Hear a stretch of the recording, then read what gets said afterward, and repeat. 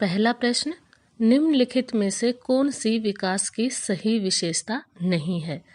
इस प्रश्न का सही विकल्प है विकासात्मक पैटर्न अपूर्वानुमेय होते हैं। यह विकास की सही विशेषता नहीं है। दूसरा प्रश्न, निम्नलिखित में से कौन सी प्रेरकों के मापन हेतु अप्रत्यक्ष विधि है? इस प्रश्न में जो पहली विधि है वाक्य पूर्ति तकनीकी, केवल यही अप्रत्यक्ष विधि है, बाकी तीनों विधियां प्रत्यक्ष हैं। तीसरा प्रश्न, आत्म संप्रत्यय के आधार क्या होते हैं? पहला और दूसरा दोनों विकल्प सही हैं। सामाजिक भूमिकाएं और शरीर प्रतिमा दोनों ही आत्म संप्रत्यय के आधार होते हैं। इसलिए इस प्रश्न का सही विकल्प यानी सही उत्तर होगा तीसरा, उपरोक्त 1 एवं 2। चौथा प्रश्न, निम्नलिखित में से कौन सी जुंग द्वारा प्रदत्त अंतर्मुखी चिंतन प्रकार व्यक्तित्व की विशेषता नहीं है? इसका सही विकल्प होगा आशावादी। जो लोग अंतर्मुखी होते हैं वो आशावादी नहीं होते, वो आत्म केंद्रित होते हैं, अपने स्वयं के बौद्धिक कामकाज में मग्न रहते हैं, तथ्यों के आधार पर सिद्धांतों का साथ देने वाले होते हैं, परंतु आशावादी नहीं होते। इसलिए इसका सही उत्तर होगा आशावादी। पांचवा प्रश्न, 16 वर्ष की आयु तक मस्तिष्क का भार लगभग कितना हो जाता है? पुरुषों में यह भार 16 वर्ष की आयु में लगभग 1400 ग्राम होता है और स्त्रियों में लगभग 1200-1250 ग्राम होता है। तो इस अनुसार इस प्रश्न का सही विकल्प होगा दूसरा, 1200 ग्राम से 1400 ग्राम। छठा प्रश्न, कौन से मनोवैज्ञानिक ने अपनी पुस्तक हेरिडिटरी जीनियस में वैयक्तिक विभेद का वैज्ञानिक ढंग से विवेचन प्रस्तुत किया था? ये जो पुस्तक है हेरिडिटरी जीनियस, इसके लेखक थे सर फ्रांसिस गाल्टन। तो इस प्रश्न का सही विकल्प होगा सर फ्रांसिस गाल्टन। सातवां प्रश्न, निम्नलिखित में से कौन सा समायोजन का प्रत्यक्ष तरीका है? इनमें प्रत्याहार तथा आज्ञाकारिता यह समायोजन का प्रत्यक्ष तरीका है। आठवां प्रश्न, निम्नलिखित में से कौन सी उन्मुखता कोहलबर्ग के द्वारा दिए गए नैतिक विकास सिद्धांत के उत्तर रूढ़िगत स्तर के अंतर्गत आती है? इस प्रश्न का दूसरा विकल्प यानी सामाजिक अनुबंध सही उत्तर है।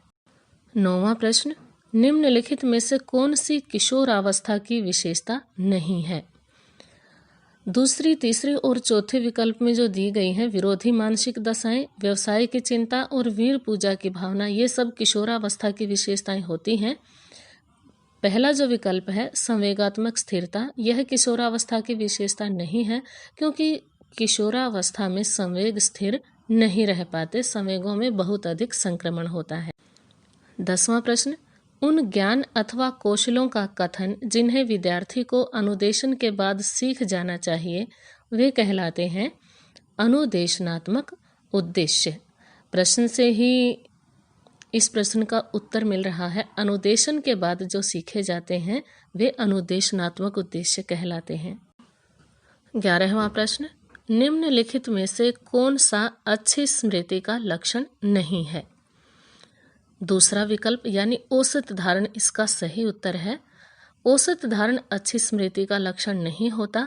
तीव्रता, शुद्धता और सही सामग्रियों का सही समय पर स्मरण करना अच्छी स्मृति का लक्षण होता है। तो इस प्रश्न का सही विकल्प है औसत धारण। 12वां प्रश्न, निम्नलिखित में से कौन सा संप्रत्यय बंडुरा के सामाजिक अधिगम सिद्धांत से संबंधित नहीं है?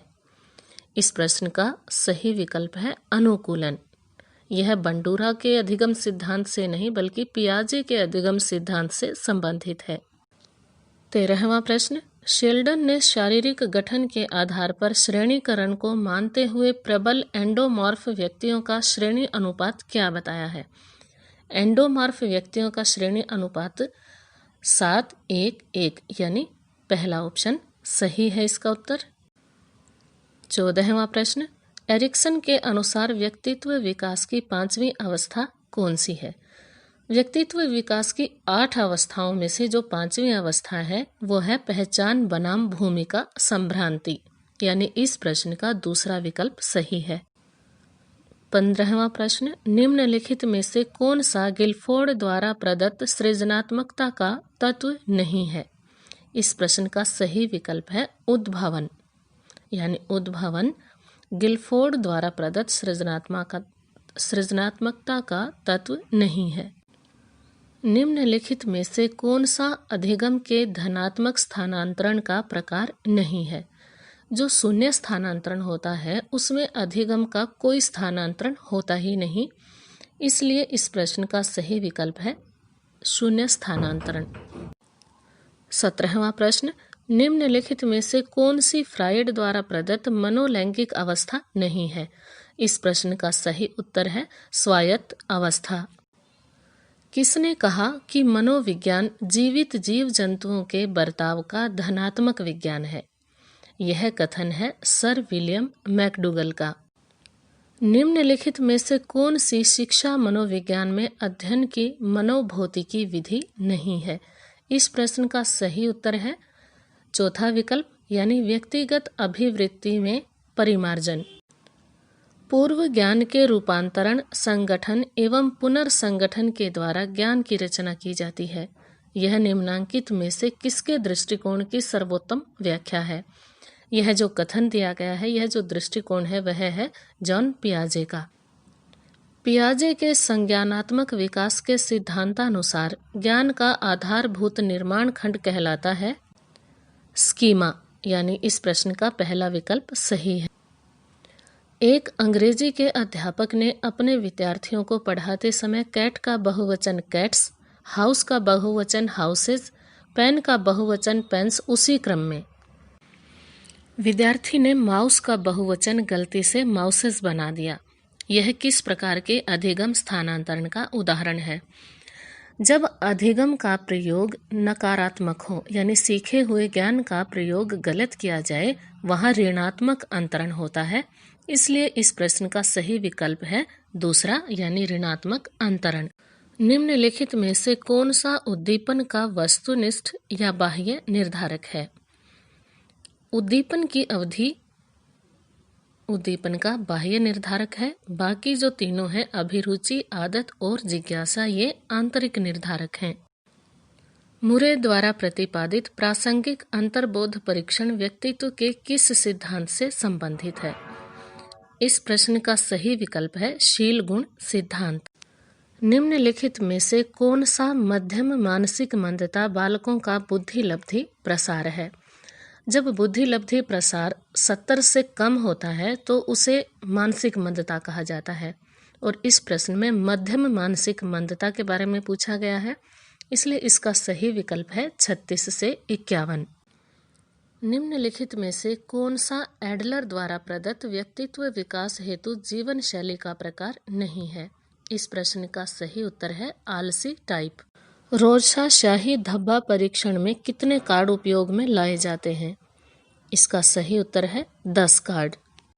निम्नलिखित में से कौन सा मूल्यों की दृष्टि से स्प्रेंजर द्वारा दिया गया व्यक्तित्व का प्रकार नहीं है? इस प्रश्न का सही उत्तर है सुडोलकाय। निम्नलिखित में से कौन सा थॉर्नडाइक द्वारा प्रदत्त अधिगम का गौण या सहायक नियम है? जो तत्परता, अभ्यास और प्रभाव का नियम है, ये तो अधिगम के प्राथमिक नियम है, और जो मानसिक वृत्ति का नियम है ये गौण नियम है। इसलिए इस प्रश्न का सही उत्तर है तीसरा विकल्प, यानी मानसिक वृत्ति का नियम।